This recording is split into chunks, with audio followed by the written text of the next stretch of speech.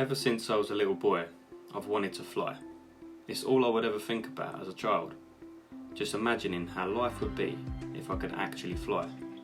If I could just float above the world, glide through the clouds, go anywhere I wanted to on Earth and just love every moment of it. For me, even today, to be able to fly is just the ultimate dream.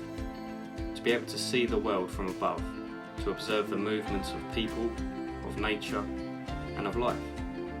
It's an incredible thought to see everything from that perspective and appreciate the true beauty of creation that much more. I wish I could fly, but of course that's not the reality. As I started to become more passionate about taking photos, I learnt that there were such things as drones that you could use for photography. Fairly soon after that, I spent quite a lot of money to buy one. I just thought to myself that this will probably be the closest thing I'll ever get to actually flying myself. So now every time I fly the drone, I just imagine it's me up there. And the photos I take mean a lot to me.